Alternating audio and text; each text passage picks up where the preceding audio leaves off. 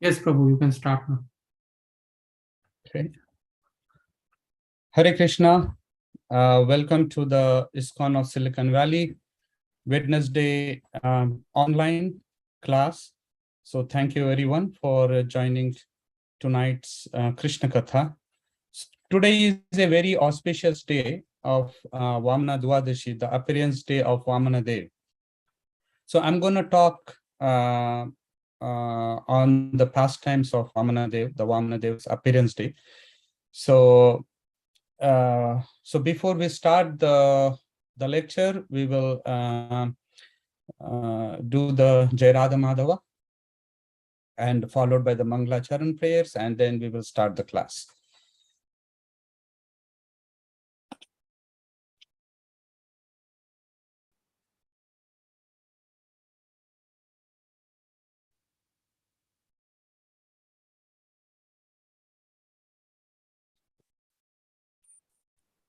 Yes, Prabhu, you can start.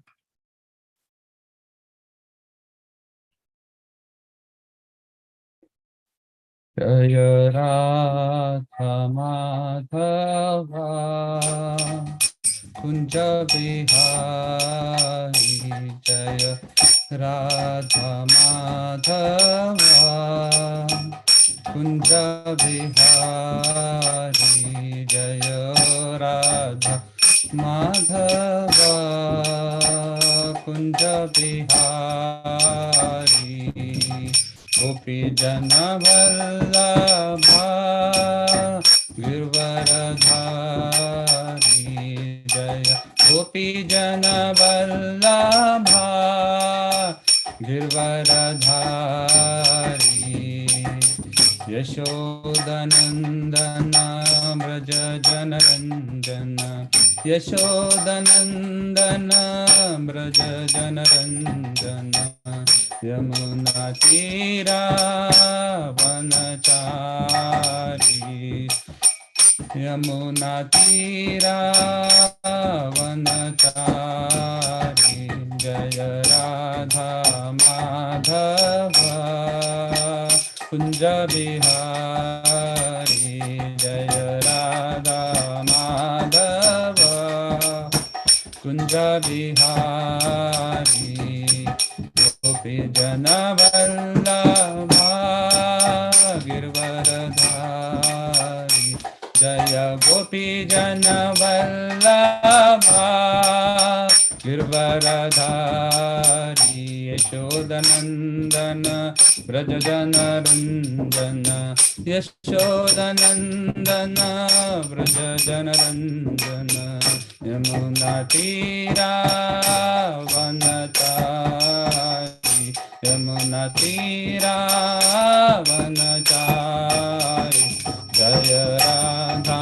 Madhava Kunja Bihari Jaya Radha Madhava Kunja Bihari Gopi Jana Vallabha Girvaradhari Jaya Gopi Jana Vallabha Girvaradhari Yashodanandana Brajajana Ranjana Yashodanandana Brajajana Ranjana Yamuna Tira Vanachari Jaya Radha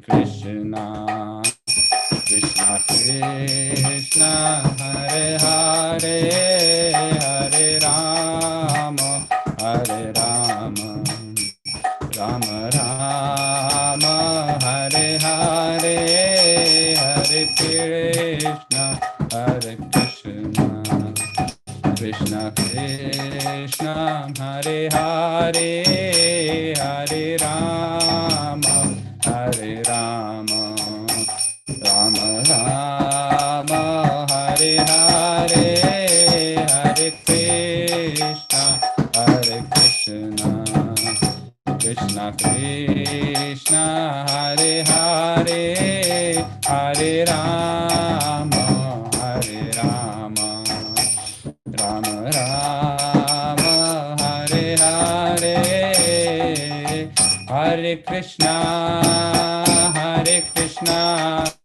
Krishna Krishna, Hare Hare, Hare Rama, Hare Rama, Rama Rama, Hare Hare, Hare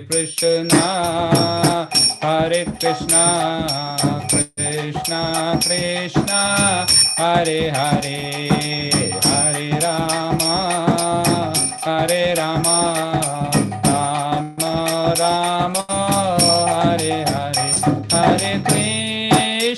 Hare Krishna, Krishna Krishna, Hare Hare, Hare Rama, Rama Rama, Hare Hare, Hare Krishna, Krishna Krishna, Hare Hare, Hare Rama, Rama Rama, Hare Hare,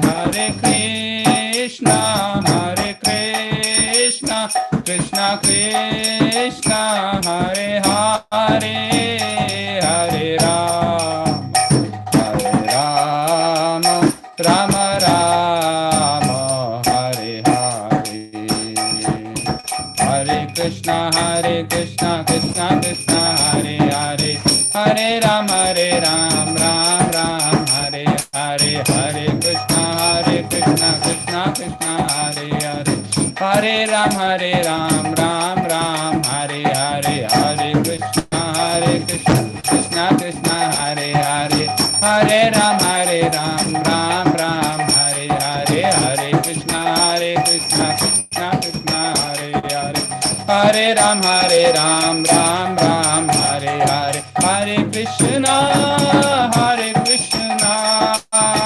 Krishna Krishna, Hare Hare, Hare Rama, Rama Rama, Hare Hare, Hare Krishna, Krishna Krishna, Hare Hare, Hare Rama, Rama Rama, Hare Hare, Hare Krishna, Krishna Krishna, Hare Hare, Hare Ram, Ram Ram, Hare Hare, Hare Krishna, Krishna Krishna, Hare Hare, Hare Ram, Ram Ram, Hare Hare, Hare Krishna, Krishna Krishna, Hare Hare, Hare Ram, Ram Ram, Hare Hare, Hare Krishna, Krishna Krishna, Hare Hare, Hare Ram, Ram Ram, Hare Hare, Hare Krishna, Krishna Krishna, Hare Hare, Hare Rama, Rama Rama, Hare Hare.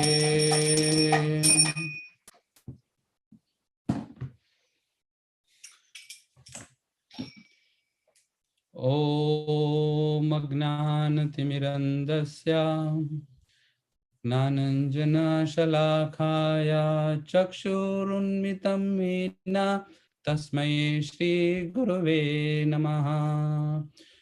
Shri Chaitanya Manobhishtam Sthapitam Mena Bhutale Swayam Rupa Kadamayam Dadati Swapadantikam Vandeham Shri Guru Shri Utapadakalam Shri Guru Vaishnavamscha Shri Rupam Sagra Jatam Sahagana Raghunatanvitam Tam Swajivam Sadvaitam Savadhutam Parijana Sahitam Krishna Chaitanya Devam Shri Radha Krishna Padan Sahagana Lalita Shri Vishakanvitam Scha He Krishna Karuna Sindho Dinabandho Jagatpate Gopesha Gopika Kanta Radha Kanta Namastute Tapta Kanchana Gaurangi Radhe Vrindavaneshwari Rushabhanu Sute Devi Pranamami Hari Priye Vancha Kalpadrubhyascha Kripa Sindhu Bevacha Patitanam Pavanebhyo Vaishnavebhyo Namo Namaha Jai Shri Krishna Chaitanya Prabhu Nityananda Shri Advaita Gadadha Shivasadi Gaur Bhaktavinda Hare Krishna Krishna Krishna Hare Hare Hare Rama Rama Rama Hare Hare Namo Krishna Krishna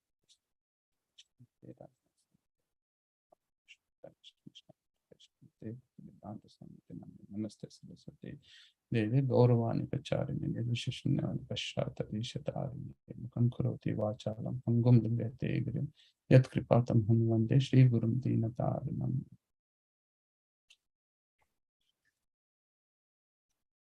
Hare Krishna. Again, welcome everyone to those who have joined online. This is the online session on Wednesday evening at ISKCON of Silicon Valley. So today is a very auspicious day of Vamana Dwadashi, the appearance day of Vamanadev. So we will talk the pastimes of Vamanadev. This is one of the very elaborate sections of Bhagavatam where there are 8 to 9 chapters dedicated for Vamanadev's appearance pastimes. So we will see, we won't be able to cover everything in detail, but we will cover the whole pastime. So let me share my screen.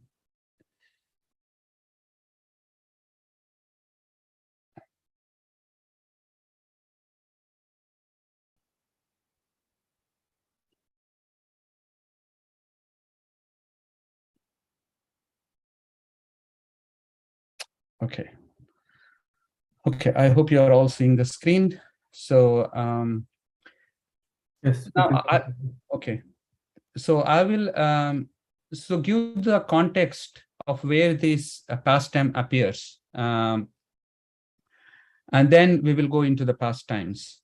So this pastime appears in the 8th canto of Srimad Bhagavatam. Now, until the 7th canto, we discuss the descendants of Swayambhu Manu. Now, this 8th canto mainly describes about all the manvantaras. The 14 manvantaras. So in a day of Brahma, there are 14 manus. So it is called Kalpa. And each manu duration is 71 Divya Yugas, which is one Divya Yuga is 4 Yugas. So the 14 manus constitute the 1000 Divya Yugas. So the one day of Brahma constitutes 1000 Divya Yugas. So there are 14 manus in a day of Brahma. Now, in Srimad Bhagavatam, there are 10 subject matters. It mainly deals with the 10 subject matters. So what are those 10 subject matters? It says here, Atra Sargo Visargascha Sthanam Poshanam Uthaya Manavantareshanu Katha Niruddha Muktir Ashrayaha. So there are 10 subject matters, starting with Sarga, which is the primary creation by the Supreme Lord, and then Visarga is the secondary creation by Lord Brahma. Sthanam deals with the planets where the living entities reside. Poshanam is the Lord's protection for the devotees. Uta is the inclination of the living entities to act. Manvantara is the reign of Manus. So the subject matter of this 8th canto is this Manvantara.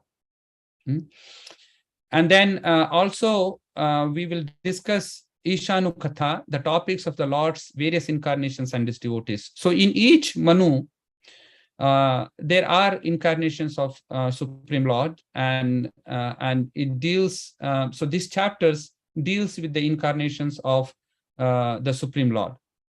And then finally, there are Nirodha, Annihilation, Mukti, and Ashraya.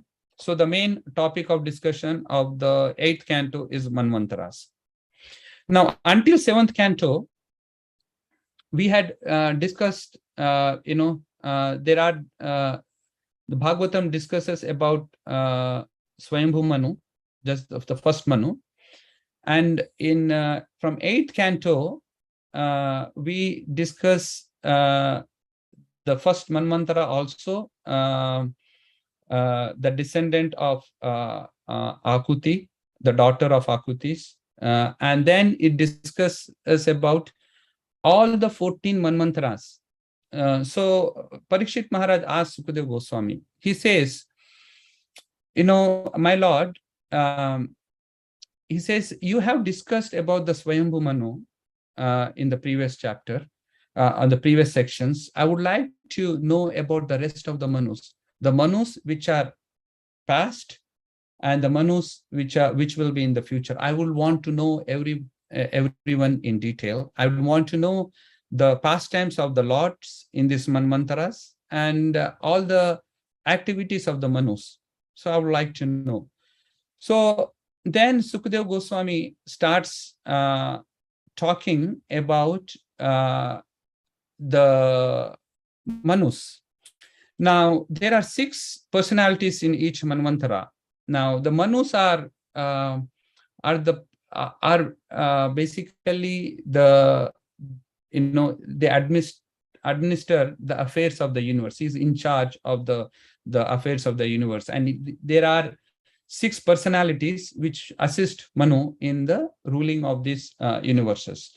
So the 6 personalities as described are, it says, Manavo Manuputrascha, Munayascha Mahipate, Indraha Suraganaschaiva, Sarve Purusha Shashanaha. So the first personality is Manu himself.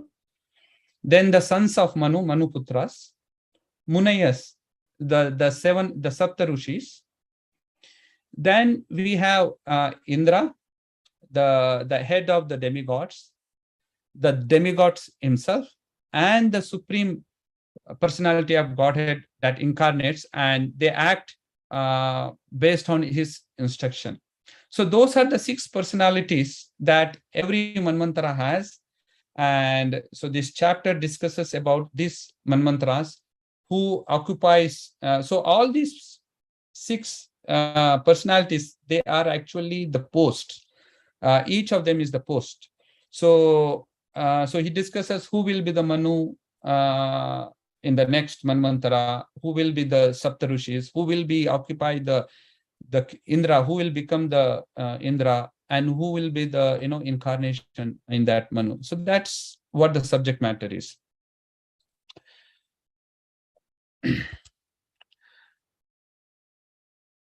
Now, in this 8th canto, so the first chapter deals with the first, Manu, the daughter, the descendant of the daughter of Akuti.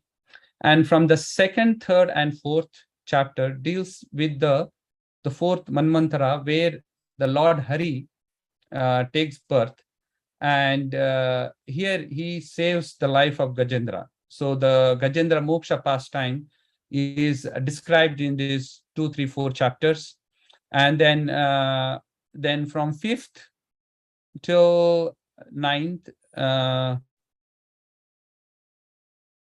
so 5th till 12th discusses the pastime, the Manmantra, 6th Manmantra, where the Lord Kurmadev appears.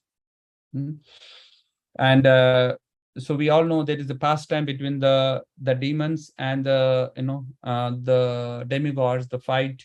They churn the milk ocean, and at the end there will be the demigods get the nectar, and the demons feel cheated and they attack the demigods, and there will be a big fight that happens at the end of that pastime. And in that in the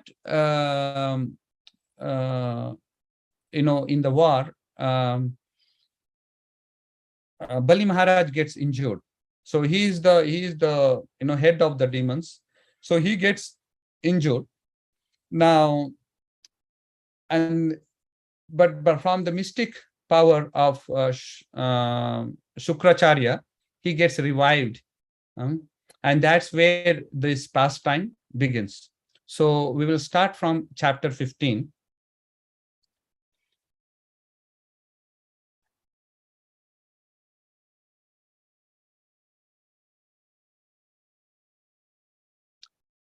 So here, the verse, beginning with the verse, Shri Rajo Vacha Bhale Padatrayam Bhume Kashmadharir Ayachataha Bhuteshwaraha Kripana Val Labdharatopi Babandhatvam Etadveditum Ichamo Mahat Kautuhalam Inaha Yagneshwarasya Purnasya Bandhanam Chapi Anaghashaha. So here Parikshit Maharaj inquires, he says, the Supreme Godhead, the Supreme Personality of Godhead is the proprietor of everything. Why did he beg 3 pieces of land from Bali Maharaj like a poor man? When he got the gift for which he had begged, why did he nonetheless arrest Bali Maharaj? I am very anxious to know the mystery of this contradiction. So we can understand the eagerness and the anxiety, with which he wants to know. Here he says, the Supreme Lord is the proprietor of everything, and what was there a need why he has to ask for 3 pieces of land? And okay, he asked 3 pieces of land, and Bali Maharaj gave him, fulfilled his promise, and he got all the 3 worlds. But then why did he punish him? That does not seem right. So he says that I am, this is I am kautuhalam. So I am very anxious to know, very eager to know what happens. He is Yagneshwara, he is Purnasya, he is the beneficiary of all the yagnas. He is full in everything. Then why did he ask? Even if he asked, then why did he punish? So that was the question that Parikshit Maharaj asked Sukadeva Goswami. Now Sukadeva Goswami, we can go back. Okay.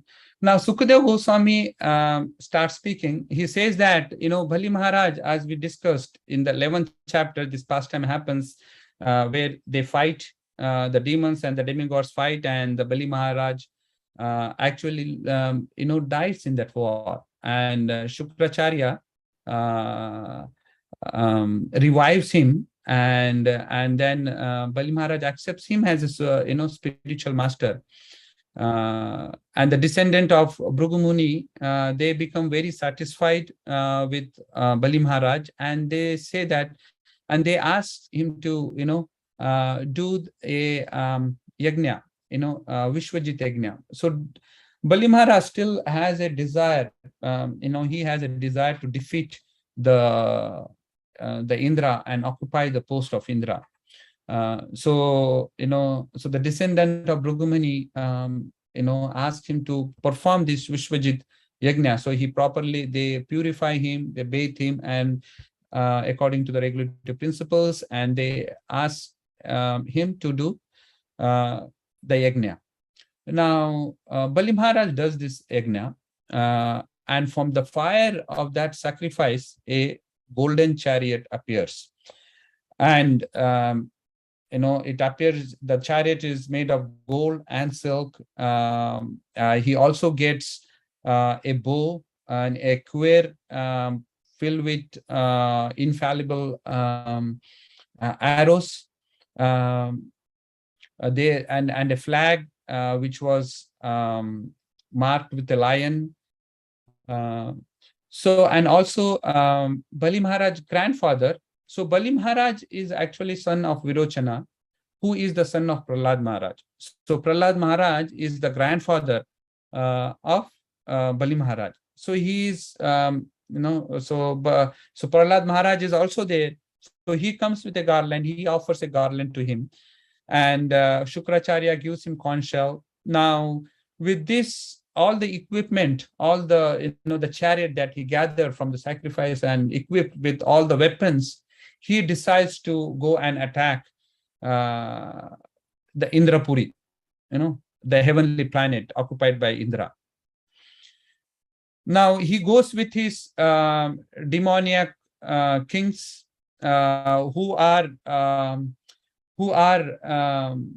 as powerful as Bali Maharaj, and they as beautiful, powerful, and they all were like shining like sun. And it appeared as Bali Maharaj was proceeding, it appeared as if the army of the Bali Maharaj will devour the whole sky. So it was so so full of effulgence. So they approach Indrapuri, and there is a description given how the the city of Indrapuri is. There are a lot of it's very beautiful, full of gardens, beautiful lakes. So it all describes about that. And then finally, when he goes approaches at the entrance of the city, Indra gets astonished. He says, "What is this?" And he sees that this Bali Maharaj, now he was defeated earlier, but now he is so much confident, and he is coming. He is ready to attack in all direction. He is looks like very determined and very confident. So they all so Indra along with the demigods, they go to Brihaspati, their spiritual master. And the Brihaspati tells them that actually what this time the demons have received a extraordinary power, and this is not because of them, themselves. It is because of the Brahmanas. They actually, because of the Brahmanas and the Shukracharya, they satisfied them, and because of them, they achieved this supreme power. So it is not because of that. Now, there is a good description of why we can read the purport of Srila Prabhupada here. So here it says, Brihaspati, the spiritual master of demigods, said, "O Indra, I know the cause of your enemies becoming so powerful." So Indra asked, why this is so powerful? I can't understand. We had defeated them earlier, but now they look very powerful and very confident. So Brihaspati is saying this. The Brahmanas, descendant of Bhrigu Muni, being pleased by Bali Maharaj, their disciple endowed with such extraordinary power. So purport by His Divine Grace, H.C. Bhaktivedanta Swami Prabhupada, Brihaspati, the spiritual master of demigods, informed Indra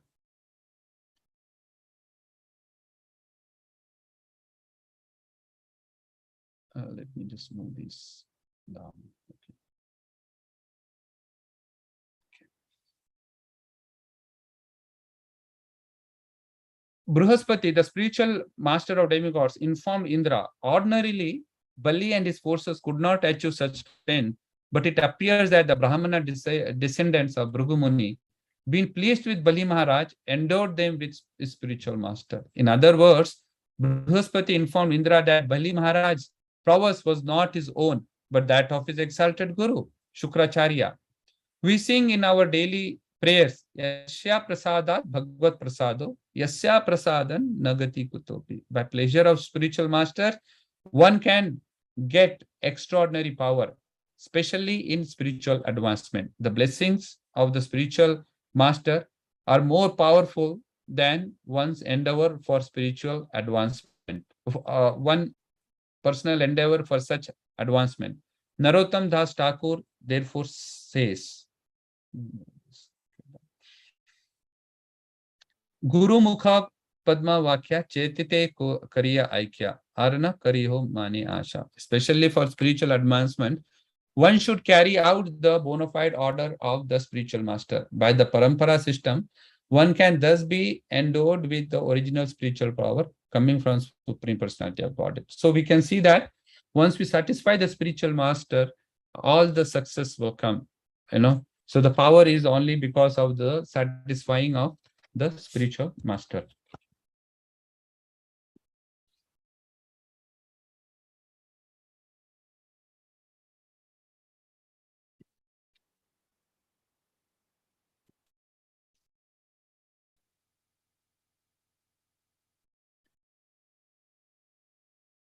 So now Brihaspati says that this is not a good time for you to tackle them. You will surely be defeated.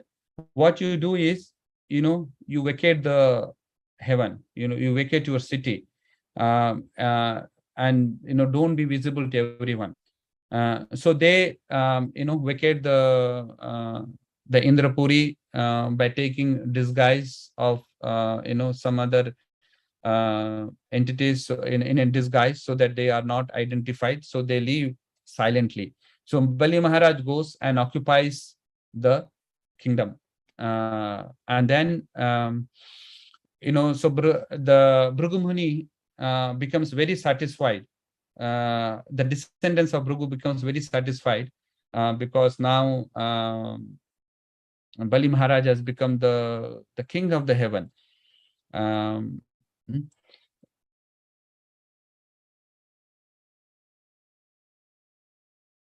So now in the next chapter, now he has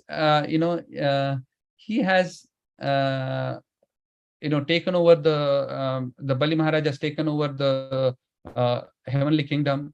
Now the mother of the demons, Aditi, she becomes very morose. She thinks that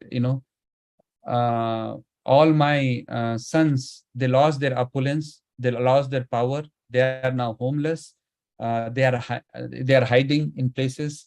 So she becomes very morose.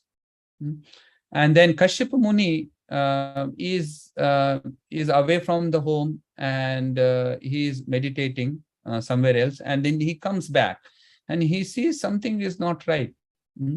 He sees that that the Aditi's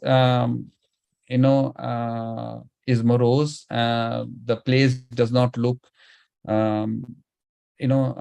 proper. There's something wrong. So he says, my dear wife, says, is there something wrong? Is any inauspicious thing that has taken place here? In regards to the religious principle, or Brahmanas, or people in general, something happened, or were you not able to follow the religion or the economic development and the satisfaction of senses according to the duties as prescribed in the Vedas for the householder people? Have you not followed that, or have you not attended to a guest who have come uninvited because you are busy with your something else? If someone some guest comes, and if you don't attend, that home is actually like a big hole of jackals. So have you not done that? Or are you just being in anxiety because I was away? Or were you not able to put some, ghee in the fire sacrifice, and where Brahmanas were not properly taken care? So he asked so many questions to see, what was wrong. And then Aditi replies, he says, my dear husband, actually nothing is, all the religious principles were followed properly. All the guests, the beggars, the servants, the Brahmanas, all were attended properly. You are my Prajapati. You are my husband, and I have been following the principles set by you. And how can I go wrong? No, everything is fine. All the religious principles have been followed properly. But she says, my sons are homeless. They lost their opulence. They lost their power because of the demons. And she says that, oh, my husband, you are actually, although you are equal to all the demons and the demigods, but you should give some benefit, benediction to demigods. Now, Kashyapa Muni has two wives, Aditi and Diti. The demigods are the sons of Aditi, and demons are the son of Diti. So for Kashyap Muni, they are all the sons. So that's why she's saying that although you are equal to both of them, and she also said, just as the Lord, just as the Supreme Lord is equivalent to all the living entities, but the Supreme Lord shows special favor to the devotees. So just like that, my Lord, my dear husband, you are actually equal to both, demons and demigods. But please show some, give some benediction to demigods. Now, when Aditi, asked that, then Kashyapa Muni smiles and he says that, how come, you are attached to this material body? This material body is made of 5 elements. And your sons are also, this body, their body is also material. So one material body has given birth to another material body, and they are different than the souls. So how is that you are so much attached to another body, which is actually made of these 5 elements? So anyways, he says that if you want to get any success, the only way is to do devotional service unto Supreme Personality of Godhead. He says here, my dear Aditi, engage in devotional service to the Supreme Personality of Godhead, who is master of everything, who can subdue everyone's enemy, who sits within everyone's heart. Only that Supreme Person, Krishna or Vasudev, can bestow all auspicious benediction upon everyone, for he is the spiritual master of the universe. The Supreme Personality of Godhead, who is very merciful to the poor, will fulfill all your desires for devotional service. Unto him is infallible. Any method other than devotional service is useless. That is my opinion. So very important point. He is mentioning that you should always worship the Supreme Personality of Godhead and satisfy him. Any method other than devotional service is useless. So in Bhagavatam it is said, Akama sarva kamova moksha kama udharidi tivrena bhakti yogena yajate purusham param. So if you have no material desires, means he has been, all his material desires has been satisfied, he has no material desires. Akama, sakama, or a person who has, material desires. Or moksha kama, a person who is endeavoring for liberation with his intelligence. All these people should approach the Supreme Personality of Godhead with very great determination. So he's emphasizing that this is a very, very good point that Kashyapa Muni is emphasizing to Diti. Then, say, as soon as she hears, then she asks, please tell me, tell me what I should do, how I should satisfy the Supreme Personality of Godhead. Now, Kashyapa Muni here gives the details of the Payo Vrata. Payo means milk, Vrata means woe. Now, this is the woe of the milk where you follow for 12 days. You only take milk as a food, nothing else. And there is a ritualistic process that one has to follow. And that what Kashyapa Muni tells in detail the Payovrata. So not going very detailed into the Payovrata. So Aditi follows this Payovrata, and she satisfies the Supreme Personality of Godhead.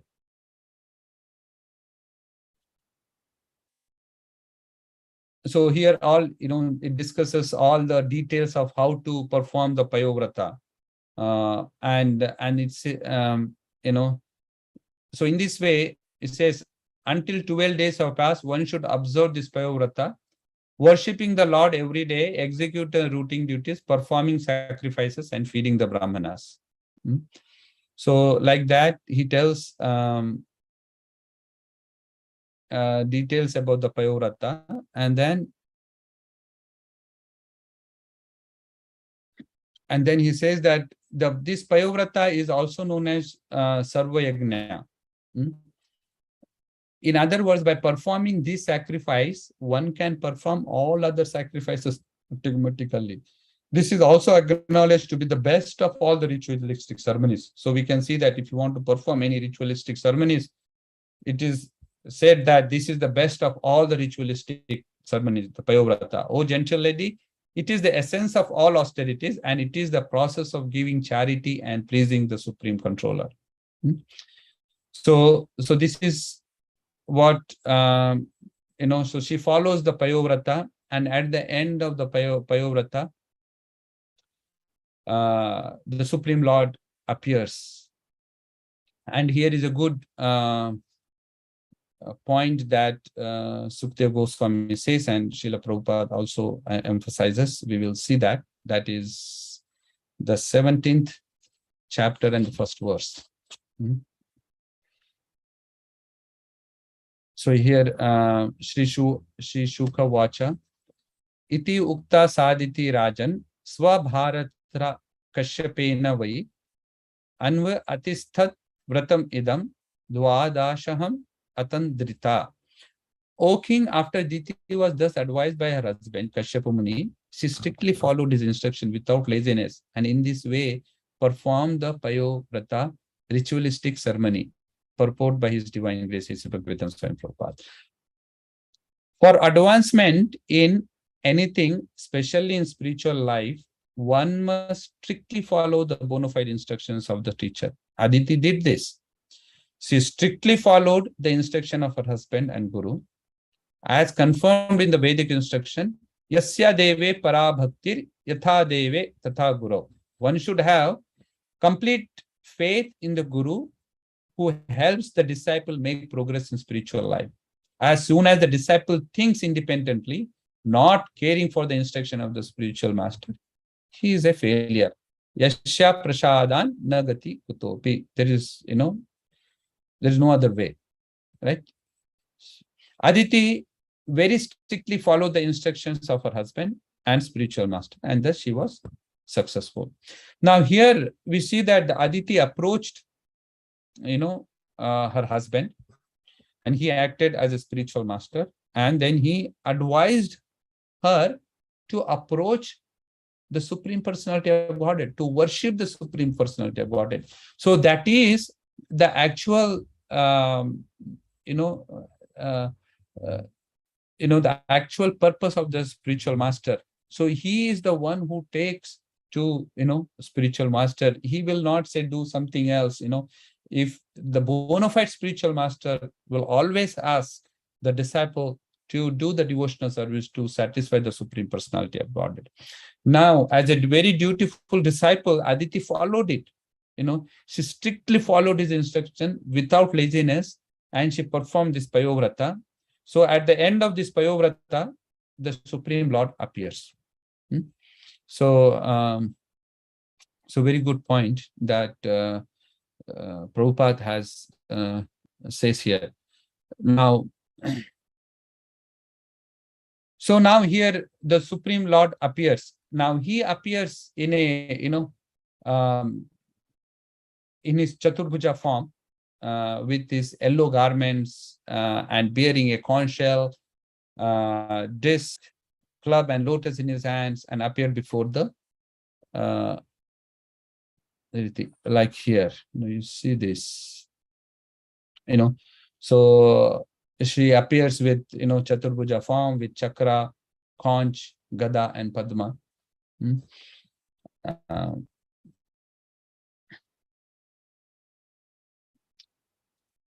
So when the Lord appears in front of her, she becomes, she is filled with the transcendental bliss. She's very happy. Her eyes are filled with the tears. Her hair stands on her body, and her body begins to tremble, and she can hardly speak. And with that, she offers prayers to the Supreme Lord. We will see this three beautiful prayers that Aditi says, praise to Supreme Lord. 8, 9, and 10. We will just read the shloka and the translation. Here, Shri Aditir Vacha Yagnesha Yagna Purushachuta Tirtha Pada Tirtha Sarva Shravana Mangala Namedya Apana Loka Vrijnino Pashmodhyadya Samna Kridisha Bhagwanashidina Natha Yagnesha Yagnya Purushachuta Tirthapada Tirtha Sarva Shravana Mangala Namadeya Apanna Loka Vriji No Pashamodayadya Samna Kridisha Bhagwan Ashitina Natha. She says, O Master and enjoyer of all sacrificial ceremonies, O infallible and most famous person, whose name, when chanted, spreads all good fortune, O original Supreme Personality of Godhead, Supreme Controller, shelter of all holy places, you are the shelter of all poor, suffering living entities. You have appeared to diminish their suffering. Please be kind to us and spread our good fortune. Vishvaya Vishva Bhavana Sthita Samyam Maya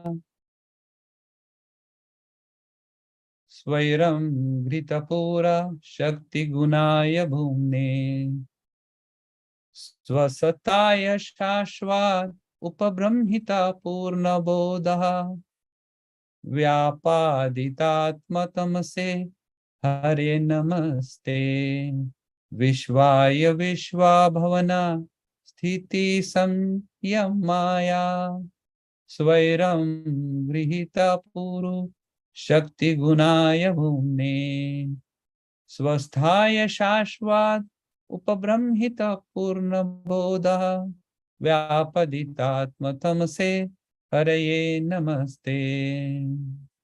My Lord, you are all pervading universal form, the fully independent creator, maintainer, and destroyer of this universe. Although you engage your energy in matter, you are always situated in your original form and never fall from that position. For your knowledge is infallible and always suitable to any situation. So you are never bewildered by illusion. O my Lord, let me offer my respectful obeisances unto you. Ayu param vapur abhistam atulya lakshmi Dyo bhurasha shakala yoga guna stri vargaha jnanam cha kevalam ananta bhavanti tustat tvato nrunam kim us shaptana jadhir asi ayu param vapu abhistham matulya lakshmi dyo bhurasha shakala yoga guna stri vargaha Jnanam cha kevalam ananta bhavanti tustat dvato nrunam kim uspatana yadir ashihi.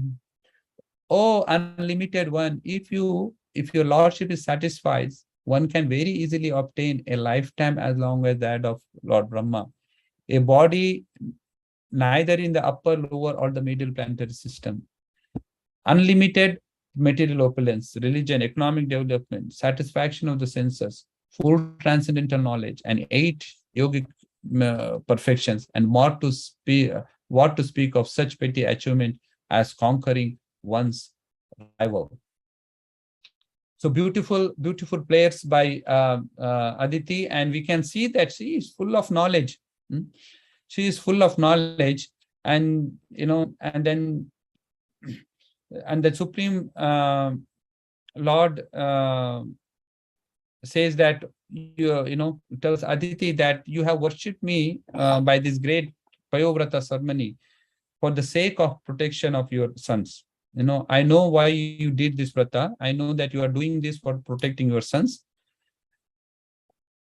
And he says, because of the austerity of your husband Kashyapa, and because you have satisfied me through your Payovrata ceremony, I will become your son and will protect your others. I will become your son and protect your other sons. And he says, so always thinking of me like this, you should worship your husband, but don't tell this to anyone. Don't disclose this fact to anyone. Uh, and he also says that, although I will take birth as your son, but the time is actually not proper for the demigods. Demons are so powerful, and they are protected by the Brahmanas. And if you do something fight, then that will be disastrous. Because the Supreme Lord himself is the protector of Brahmanas. So that will be not good. But I will promise this, because I have given you my word that I will protect, and my word will never go in vain. I will see what I should do. So he did not recognize what he will do. So he just told Aditi that you worship your husband, thinking of me, just worship your husband. I will take birth from your womb. So the next chapter actually appears. This is the Vamanadev appears. So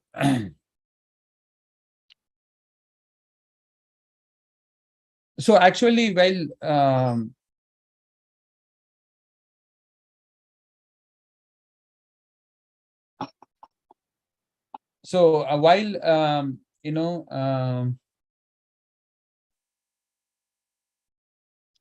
while he gave the benediction to the Supreme Lord gave the benediction to Aditi, and then he started Kashyapa Muni started meditating and meditating on the Lord, and then he felt that the plenary portion of the Supreme Personality of Godhead entered him, and through him it entered the womb of Aditi. And while Bali Maharaj was in the womb of Aditi, Lord Brahma also comes there, and he also offers his prayer. And after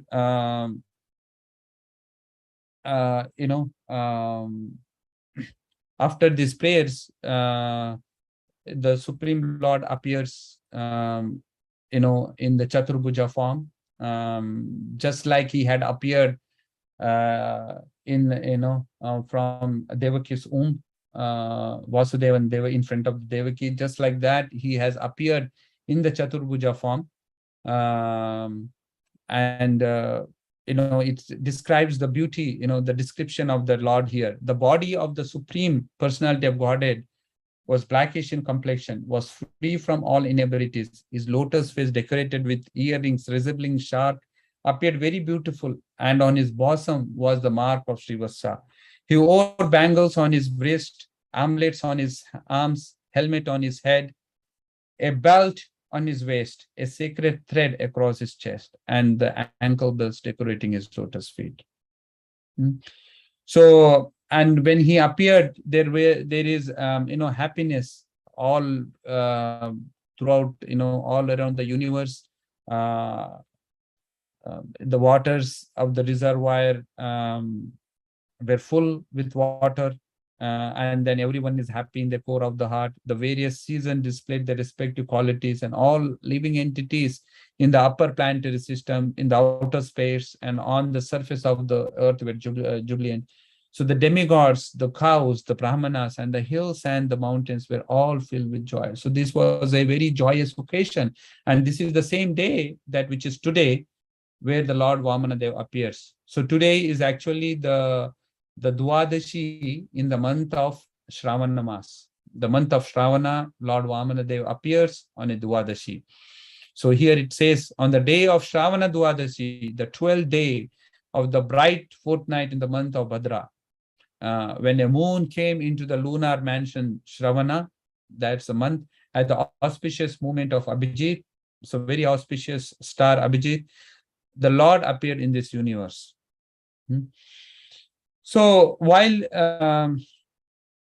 everyone was celebrating the birth of Vamanadev, he right in front of them, he took the form of dwarf Brahmana. So here it says in the 12th text, the Lord appeared in his original form with ornaments and weapons in his hands. Although this ever-existing form is not visible in the material world, he nonetheless appeared in this form. Then, in presence of his father and mother, he assumed the form of Vamana, a Brahmana dwarf, a brahmachari, just like a theater actor. So he transformed into the Brahmana, and another form. And that form is also not different than his original Chaturbhuja form. This form of dwarf Brahmana is also his eternal form. There is no difference between this form or the Chaturbhuja form. So when he appeared, all the demigods, all the personalities that have been assembled, during the birth, during the appearance of Vamanadev, each of them gave gifted items to the Bali Maharaj, to the Vamanadev.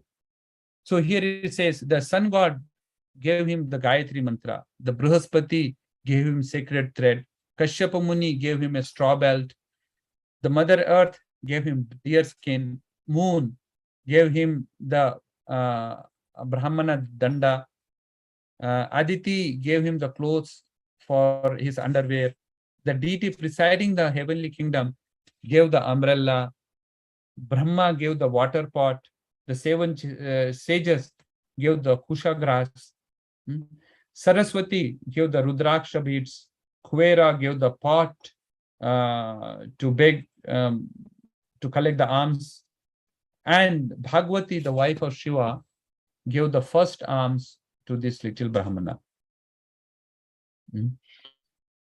Now, when he appeared, at that time,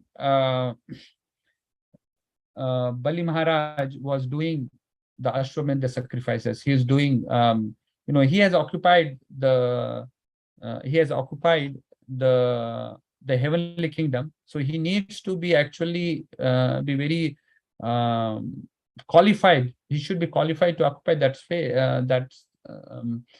position. So he was doing Ashwamedha Yajna, the sacrifice. So now Vamanadev goes there directly to that arena, the sacrificial arena. Now, now when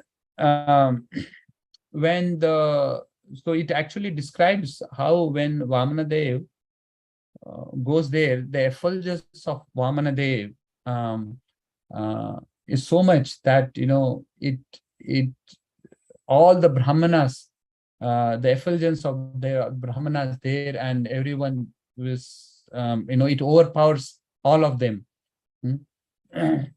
So let's now see the next chapter, where the Vamanadev actually, how does he conquer Bali Maharaj?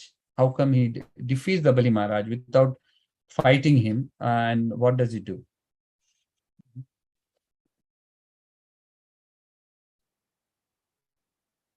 So, so actually in the previous chapter itself, Bali Maharaj goes there, and when Bali Maharaj goes there, he actually, when the Vamanadev goes to the Bali Maharaj sacrificial arena, Bali Maharaj gets up and he receives him. He feels very happy to see such an effulgent Brahmana visiting his place.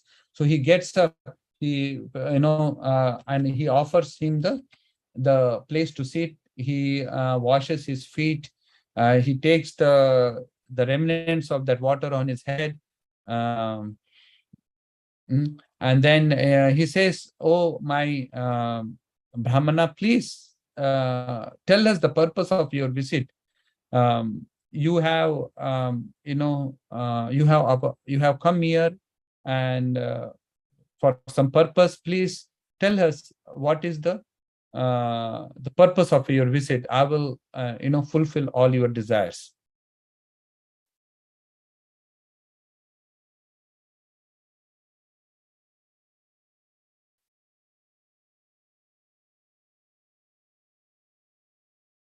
So here he says, "Because you have arrived at our home, all my forefathers are satisfied. Our family and the entire dynasty have been sanctified, and the sacrifice we are performing is now complete because of your presence." So, and then he says, "Oh, son of Brahmana, it appears that you have come here to ask me for something. Therefore, whatever you want, you may take from me. O best of those who are worshipable, you may take from me a cow, gold, a furnished house, palatable food, and a drink, the daughter of a Brahmana or your wife, prosperous villages, horses, elephants, chariots, or whatever you desire." So he gives him many choices. He says, "Please ask whatever it is, And then Bali Maharaj, the Vamanadev actually, he feels very satisfied by the way the Bali Maharaj has received him. And he says, and it's a good, we can all learn from this, how to approach how to approach someone to ask for something, and we can, it is very useful. We do go for asking for donations for our book distribution or something else for our temple. And here, he actually glorifies the donor. So here the Bali Maharaj, so he glorifies the Bali Maharaj. He says that, no one in your dynasty has been so miserly. They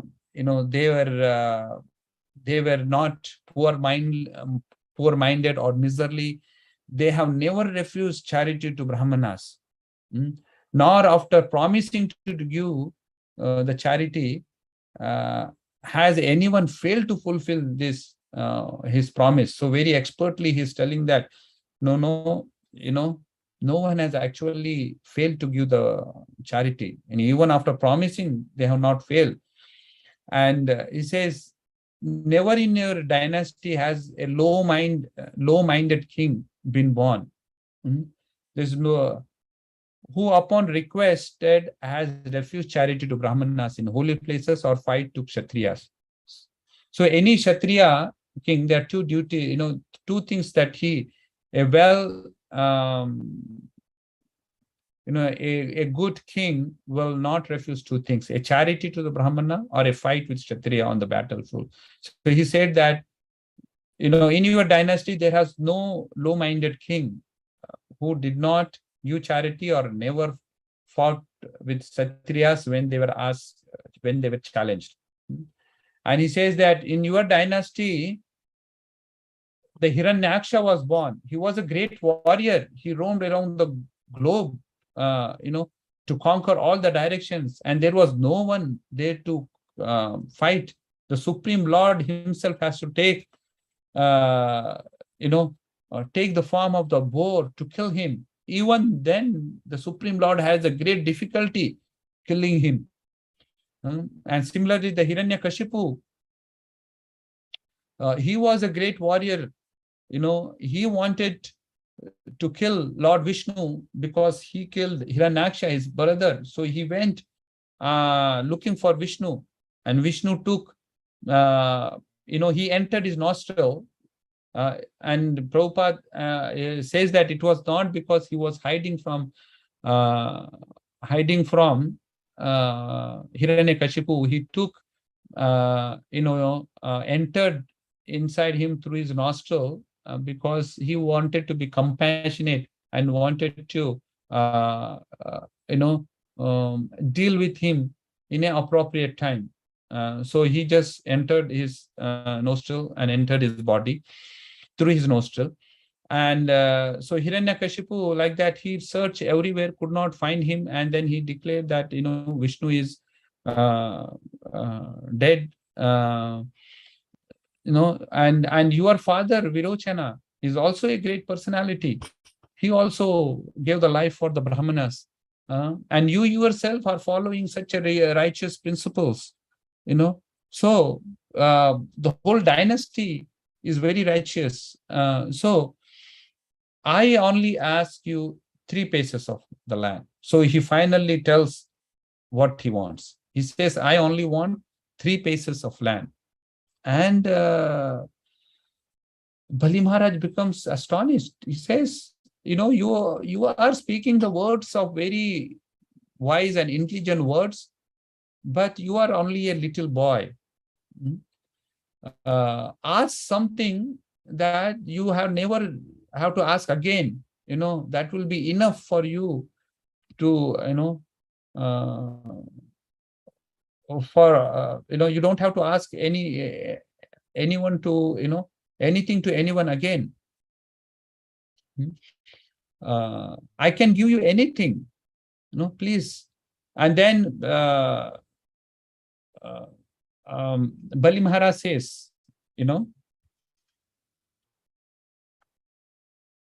so he says,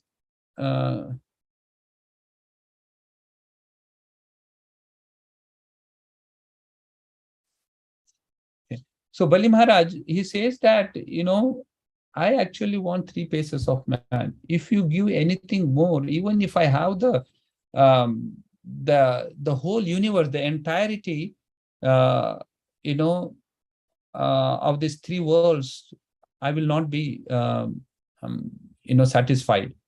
So he says, if I were not satisfied with 3 paces of land, then surely I will not be satisfied even with possessing one of the 7 islands consisting of 9 varshas. Even if I possess one island, I will hope to get others, So this greed is very, very dangerous. There is no limit to it. You always want more. You will never be satisfied. So this material, so he says that if I'm not satisfied with the places of land, you give me anything in these 3 worlds, I will not be satisfied. I'll always want more. And he gives the examples of Prutu Maharaj. He says that I have heard that although powerful kings like Maharaj Prutu and Maharaj Gaya achieved proprietorship over the 7 dvipas, they could not achieve satisfaction or find the end of this means. So he says that, so, so if, so he says, I cannot, if you give everything, I cannot be satisfied, if I'm not satisfied. So he gives, he tells again, tells about the nature of the material existence. He says material existence causes discontent in regard to fulfill one's lusty desires, achieving more and more money. This is the cause of the continuation of material life, which is full of repeated birth and death. But one who is satisfied by that which is obtained by destiny is fit for liberation from this material existence. One should know that what everything belongs to, and we should only accept what is allocated for us. And there is this verse in Ishopanishad, Isha Vasham Idam Sarvam, Yat Kincha Jagtam Jagat, Tena Tyaktena Bhunjita, Mahagvida Kashviddanam. Everything animate or inanimate belongs to the Supreme Personality of Godhead. So one should only accept whatever is allocated as his quota. One should not endeavor more than what is needed. And actually, this greed to acquire more and more is the primary cause of this material life, which will force us to be entangled in this material world by taking repeated birth and death. And he also says that a Brahmana who is very satisfied with whatever comes according to providence, he will be enlightened. But the Brahmana who actually is dissatisfied, he loses his potency. Just like a water, if there is a fire, if water is poured on that fire, the fire gets puts off the fire, the water puts off the fire. Just like that, it loses the potency, the fire loses the potency. Similarly, the Brahmana will lose the potency if he is not satisfied with whatever he is received by the providence. So for that, I only ask you for 3 paces of land. By such gift, I will be pleased, for the way of happiness is to be fully satisfied to receive what is absolutely needed. So he says, finally, just give me 3 paces of land and I will be happy.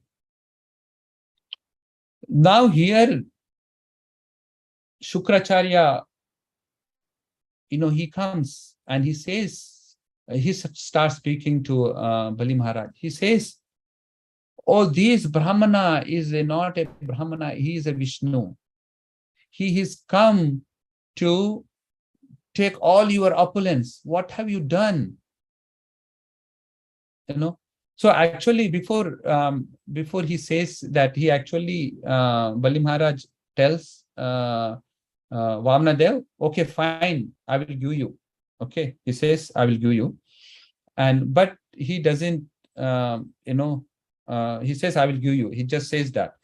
And to this, Shukracharya comes and says, what have you done? You are actually, this is not a Brahmana. He is a Vishnu himself. He has come to, take your kingdom. He is on the side of the demigods. He is appeared from the womb of Aditi, Aditi's womb, and he is the son of Kashyapa and Aditi. He's from the side of the demigods. He has come to take your kingdom and hand it over to the demigods. So don't listen to him. Don't fulfill his ask. Whatever he asks, you have not uttered, and so he gives lot of reasons why he should say. Although you have said, you have given, you have actually not confirmed it. You have not uttered a Om in front of it. If you have not uttered a Om in front of it, then you will there will not be any reactions to not fulfilling this desire. If you have uttered a Om, then it makes you have to fulfill the desire, but you have not done so, so you should not do it. No, so he gives a lot of reasons and say why one should not do this, and ultimately he says, finally he says, whatever be the case, don't listen to him, don't fulfill his promise, fulfill his ask, don't give the 3 paces, or don't agree to him. And then um, uh, when Shukracharya says that, Bali Maharaj says that, how can I not, I'm coming uh, from the dynasty of Prahlad Maharaj. How can I not fulfill uh, the words that the promise that I have already made? So I have to fulfill his promise. So he gives, he says here,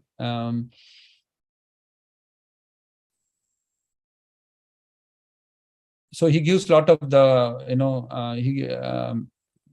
Shukracharya gives a lot of reason why he should not do it. And then, so in the next chapter, he actually says, so this is a good, I don't think we have time, but this is a good verse and purport that we can briefly go through. So here, after Shukracharya says that don't give anything to Bali Maharaj, he actually becomes silent. He starts thinking. And then he decides to go ahead and fulfill the promise that he made to to Vamanadev. And here it says, Shri Shukra Vacha, Balir evam gruhapati kulacharena bhashitaha tushnim bhutvakshanam rajan va vacha vihito gurum. O King, Sri Sukadev Goswami said, O King Parishit, when Bali Maharaj was thus advised by his spiritual master Shukracharya, his family priest, he remained silent for some time. And then after full deliberation, he replied to his spiritual master as follows. So, a purport by His Divine Grace A.C. Bhaktivedanta Swami Prabhupada, Srila Vishwanath Chakravarti Thakur remarks that Bali Maharaj remained silent at a critical point. It's a very critical juncture, and a very where he now it will be decided whether he will lose all his opulences or whether he will keep his opulences. So it's a very critical. So he kept silent for some time. It is the duty of such a sober personality as Bali Maharaj to abide by the borders of the spiritual master immediately. So here he was, the spiritual master was saying no. So it is the duty of the disciple to follow the spiritual master. But Bali Maharaj also considered that Shukracharya was no longer to be accepted as spiritual master, for he had deviated from the duty of spiritual master. According to the Shastra, the duty of the Guru is to take the disciple back home, back to Godhead. If he is unable to do so, instead hinders the disciple in going back to Godhead, he should not be a Guru. Guru na sakshat. One should not become a Guru if he cannot enable his disciple to advance in Krishna consciousness. So here Shukracharya is advising Bali Maharaj to not listen to the Vamanadev, who is none other than the Supreme Personality of Godhead. So he is asking to go against the Supreme Lord, and such Guru should be rejected.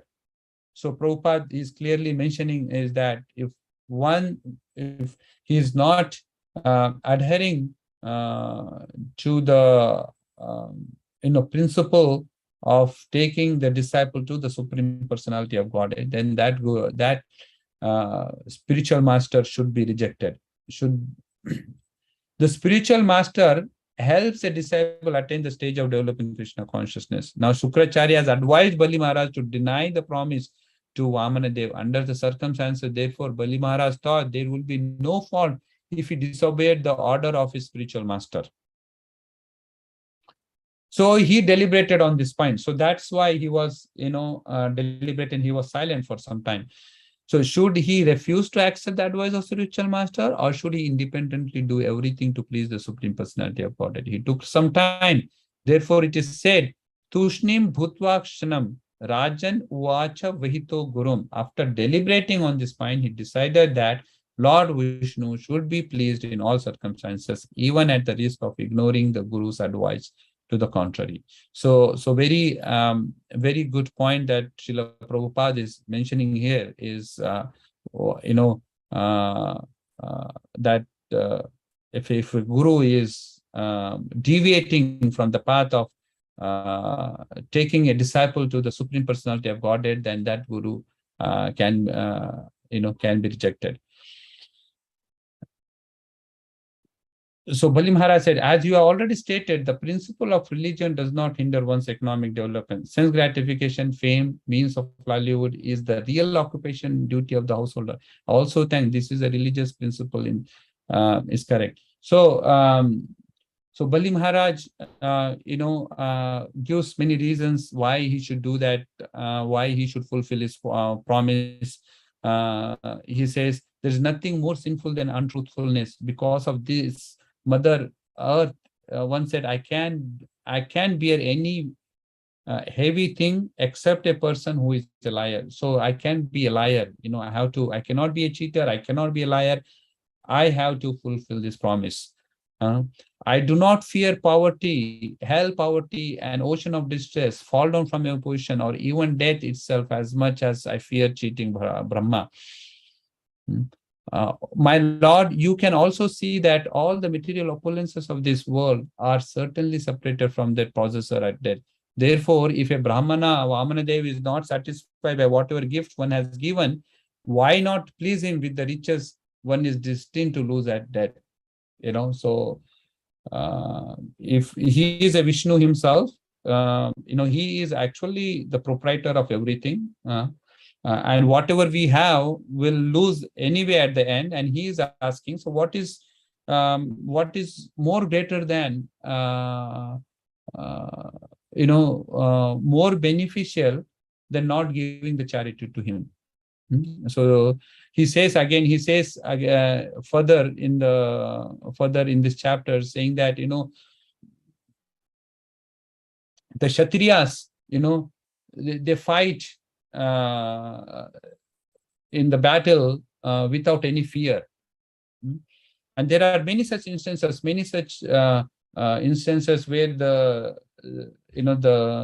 the people have fought in the war being unafraid, but there are no such instances where they have given all their wealth and everything in charity. So this is a very noble cause, and thus he says that I will decide to give the charity that he has accepted. So he again washes the feet of the Vamanadev. His wife also offers the prayers, and she also says that, oh Lord, oh my Lord, the people, you are the proprietor of all the material, all the three planetary systems. You are the proprietor, but the living entities think themselves to be the proprietor of this land. How foolish is it? And she also prays to the Vamanadev, and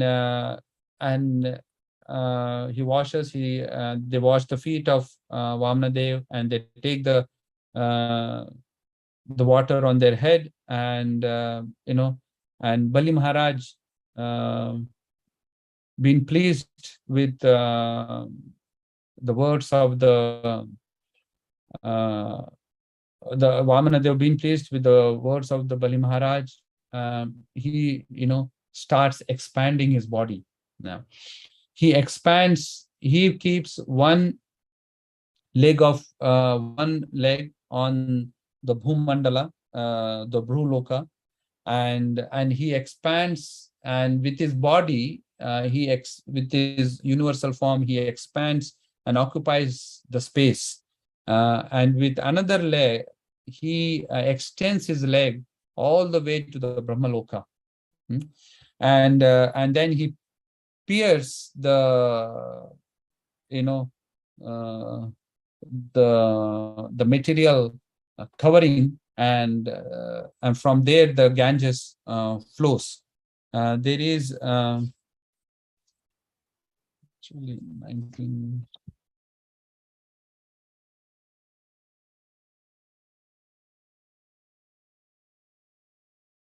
So there is a place where it says that the is described that the Ganges is actually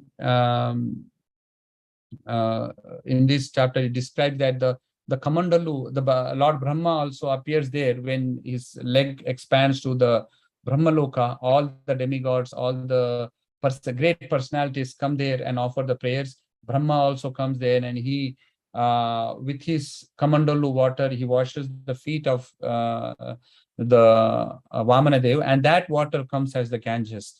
So, but we also know that when the water, when he pierces the covering of the material world, and the causal ocean comes as the Ganges. So here Prabhupada describes that actually sometimes, so these are the two variations of the Ganges, and then the other, he says the Narayana also takes the form of Ganges. So the Ganges is actually the combination of these three things: the Narayana, the water coming from the Kamandalu of the Brahmana, Brahmadev, and the causal, the water coming from the causal ocean.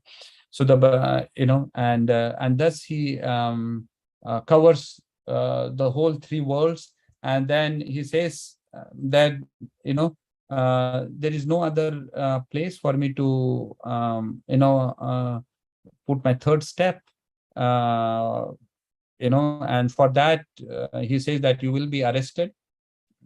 So he arrests Bali Maharaj with the help of Garuda and Vasuki with the Vasuki being the ropes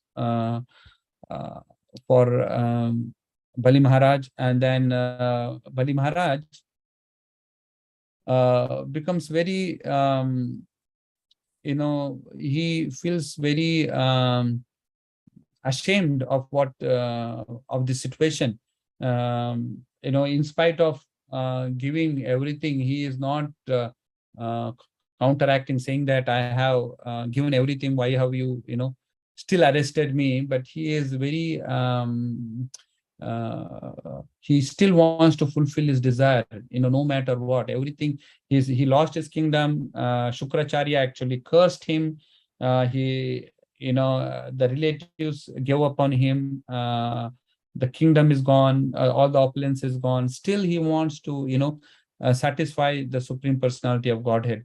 And thus, Supreme Personality, Bali Maharaj, Vamanadev actually becomes very happy with this behavior of Bali Maharaj. Even Prahlad Maharaj also comes, and he says that actually you are very satisfied. You give exalted position to the people who have given you water, a flower, a fruit, but now Bali Maharaj has given you his kingdom, his and his life himself. When he asks, when the Vamanadev asks for the third step, Bali Maharaj says, take my body. You can put the third step on my body. The possessor of the whole wealth is, even greater. So you place your feet on me, and thus he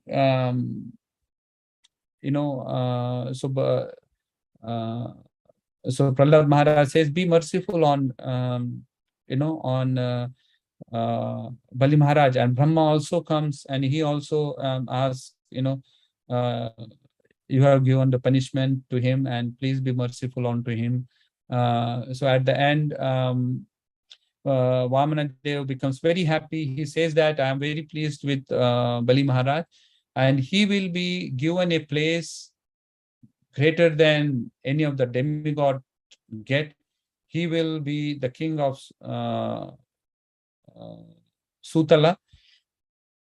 where it's very much more opulent than the heavenly planets, and there he will stay till this Manvantara, and in next Manvantara he will get the position of Indra.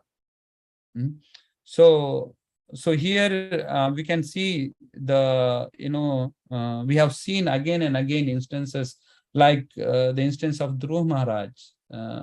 He wanted the kingdom, but later on, after seeing the Lord, he didn't want anything. But nevertheless, the Lord gave him the Dhruva Loka, the kingdom more greater than Brahma Loka. Similarly, Prahlad Maharaj, he has made him the king. And here we also see that the Bali Maharaj, he gave up everything for the Lord, and the Lord has given him, even more than what he had. He had made him the king of the Sutala planet, and then he gives makes him the king of the heaven, the post of Indra in the next Manvantara. And with this, Bali Maharaj becomes very happy, and he goes to the Sutala planet along with all his relatives. Even the Prahlad Maharaj goes there, and Lord himself makes the promise saying that no one will be able to harm you. Even if some demons come to harm you, my chakra will protect you. So he was personally was in front of Bali Maharaj. So the Supreme Personality of God was there, always there with Bali Maharaj, and giving him all the protection, and he had the opulence more greater than the demigods could have. And with this pastime, we can see that how the Supreme Lord actually, gives the punishment to the devotees only to glorify them. He wants to enhance the glory of the devotee, and thus the Bali Maharaj becomes one of the Mahajanas. He is one of the Mahajanas out of 12 Mahajanas. So he is a great personality. He is a pure devotee of the Lord, coming in the lineage through Prahlad Maharaj. So we have, and thus I will end. I think we are out of time, so I'll end it here. So thus we have discussed the pastimes of Bali Maharaj and Vamanadev. Bali Maharaj and Vamanadev, you cannot discuss the glories of Bali Maharaj without Vamanadev, or the glories of Vamanadev without Bali Maharaj. They have to be, discussed both together, and that's what we have done. It is said that in Bhagavad Gita, Janma Karma Chame Divyam Yo Evam Yo Veti Tatvotaha Tyakta Punar Tyakta Deham Punar Janma Naiti Mam Iti So Arjuna. The one who understands the transcendental pastimes and the appearance of the Lord will not again take birth in this material world after giving up this body.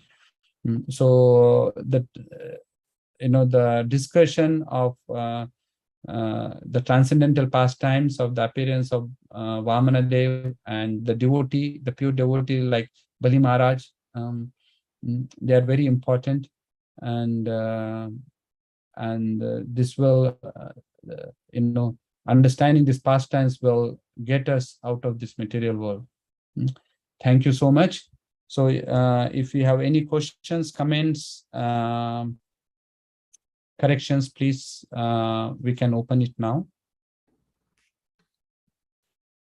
Hare Krishna, Shri Gopal Prabhu. Very nice ecstatic narration of the Vamanadev pastime. Thank you, Ashram Madhav Prabhu. Very nice pastimes, yeah. So the two interesting things, right? One is that the regarding spiritual master, right? One is the Aditi, how she, strictly follows without laziness the instruction of her husband, who she accepts as the spiritual master, right? Mm. And then the second one is the Sukracharya, just the opposite, basically, right?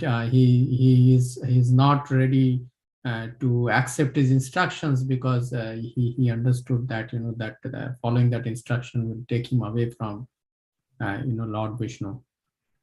So, Yes, Prabhu. Yeah. Very nice points. A very nice, good observation. And also the Kashyapa Muni also advising Aditi to worship the Supreme Lord. Supreme He is also, as a dutiful exactly. spiritual master, Yeah. is, again, we can see the examples, both the examples in these pastimes. Yeah. Thank you. Thank you, Prabhu.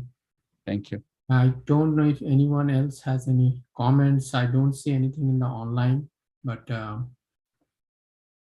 let me quickly check again, Prabhu, if there are anything in the online, any comments, but I don't. Yeah, this is one of the big chapters in Bhagavatam, where this pastime spans about 8 to 9 chapters. So we is to cover everything in 1.5 hours. We, I just briefly went through, but just to discuss the complete pastime of Vamanadev. Yeah, thank you, Prabhu. Okay, thank you. If there are no other questions, we will end the call here. Again, I believe we have a program on Friday evening. It is a Bhadra Purnima. This is a once a year program that we do, Bhadra Purnima, where we distribute Srimad Bhagavatam sets, and we will have a monthly MSF offering on that day. So please do join us, and then we will have our regular Saturday morning program on in the morning, starting 6:15 a.m. till 10:30 a.m. And then Sunday we have 3:30 p.m. to 5:30 p.m. Yeah. So please join us, and thank you. With that, everyone's permission. Vancha kalpadrupescha kripa sindhubheva cha patitanam pavanebhyo vaishnavebhyo namo namaha. Ananta Kote Vaishnava Vrinda ki jai. Shri Gopal Prabhu ki jai. Shri Prabhupada ki jai. Thank you, Prabhu. Okay, Hare Krishna. We'll see you this weekend. Hare Krishna.